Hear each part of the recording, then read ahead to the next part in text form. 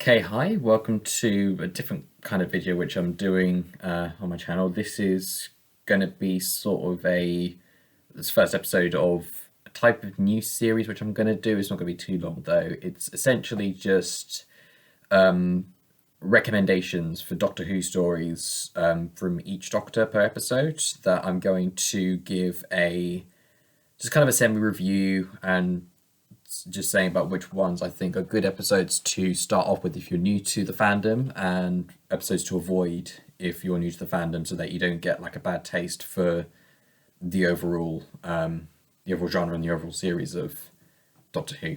In that regard, so we're going to start off with the first Doctor, William Hartnell, in this episode, and then just work our way through each of them, with the exception being Paul McGann. I'm also going to say that I might possibly move on to the spin-off series as well. So Torchwood, Sarah Jane Adventures, and Class.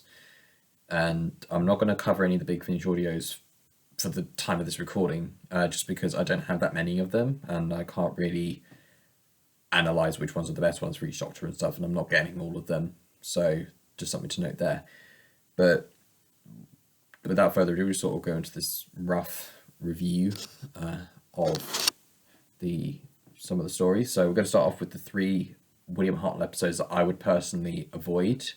If you're starting off with the series and you wanted a good one to watch, these are three ones that you shouldn't, to begin with anyway. Not to say that you shouldn't watch them entirely if you want to be like a completionist, but just don't start with these episodes. So the first one in chronological order we're going with this is The Planet of Giants.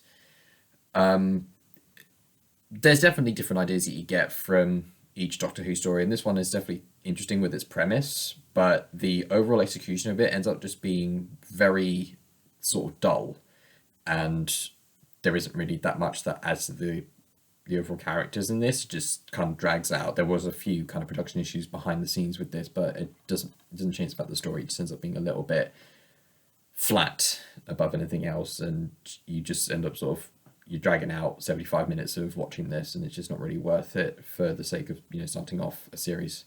So I'd say just avoid this for the time being. It is one of the first ones, but it just doesn't really present anything that interesting overall for a story. So that's one that I would say just don't watch immediately. So that was one. These aren't like in terms of preference, like I said, they're just in chronological order more than anything else. And I'm just giving my sort of explanation for it. Anyway, so that was one to avoid. Another one I wouldn't suggest for newcomers is The Web Planet. Now, this one definitely has a bit of a bipolar sort of, it's just kind of a split opinion sort of thing. I know a lot of people that don't really like it. I know some people that actually do like it. It mainly comes down to the overall look of the set, and I know that it's very budget. Doctor's always been very budget, but this one definitely shows it a lot more. And just the way the screen looks as well is very fuzzy, so you can't always see the best with the episodes, and then again it just sort of feels a little bit kind of all over the place with what they're going for, so it doesn't really give the best storytelling as well. So that's another thing I'd say that is not the best to look at straight away. Once you realise Doctor Who more so in its entirety, and then you take a look at it in the context of when it was shown and then what there was and everything, that it might be worth watching. But just immediately as the first thing, no, it is one that you should be just wary of, and just don't, like I said, don't watch it right off the bat. And then the sort of final one for this little lineup is just another personal thing, The Gunfighters. I know there's people that actually do like this story. For me, this is definitely one of the worst ones I've ever seen. It's mainly just the way that its storytelling is it's very different compared to the rest of the series, and you've got these sort of weird transitions which involve little musical interludes, as it were, with Linda Barron, who I like a lot, but if I remember rightly, that was Linda Barron. Anyway, but the story just ends up kind of falling a little bit flat. You have a good cliffhanger from the previous story, and then it just leads to this. In addition to the fact that you get the companion Dodo, who it was that kind of situation with Clara from the new series, that they didn't really know what to do with their characters, so she's kind of being a little bit all over the place. And it definitely shows about how weak she was, mainly in this story. So yeah, that's just, again, my own personal opinion. These are all my personal opinion, but this one is definitely one I would say don't look at right away until you've seen a lot more of the better Doctor Who stories. So those are the three that I would recommend to stay away from. I'm not going to cover all of them, but it's yeah, that's that.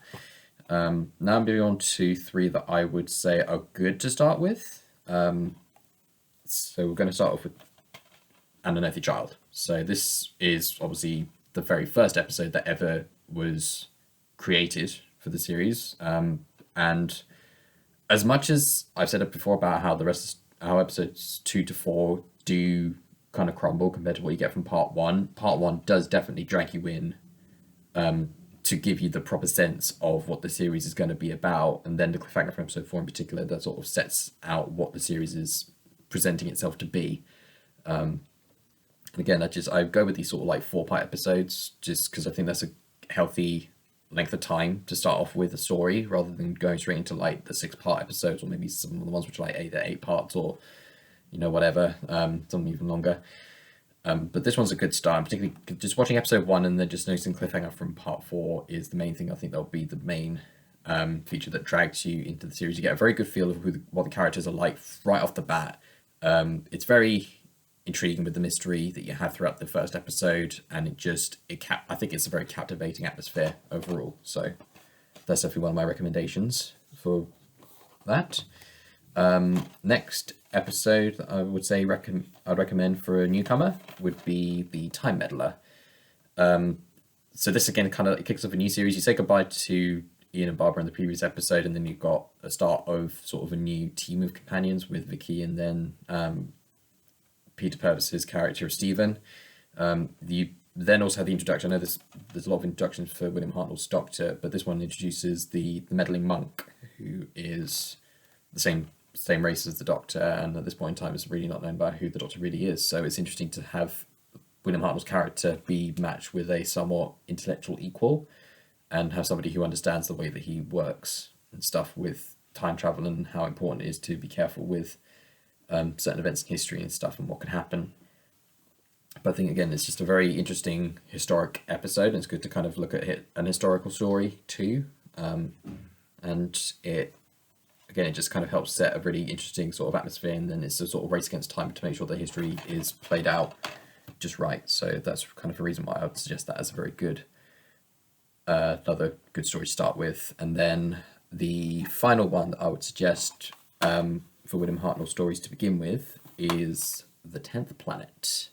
Final story for William Hartnell, obviously, but also the introduction of the Cybermen, and it's good in terms of if you want to see certain like development of villain characters, and obviously this is where the Cybermen start out, as I said, and they grow so much throughout the series overall with their technologies and how scary they could be for some people, and just the overall feel of it with the human aspect about it, and it's just a great story to go with. And then obviously you've got the whole regeneration scene at the end, just the whole captivation of it. The animation's actually pretty good for the story too. I know there's some Doctor episodes that they do end up looking a bit lackluster, but it works out quite nicely for this, particularly with the way the Cybermen look.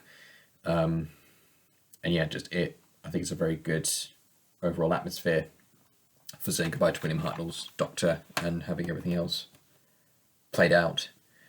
And that's essentially all it is. I'm going to cover just one Doctor at a time per episode, and I'm just going to leave it at that with William Hartnell's one. And hopefully this has been helpful for anybody wanting to get into the series and they click on this video. And I shall see you next time for when I do the next Doctor of Patrick Troughton. So long, take care.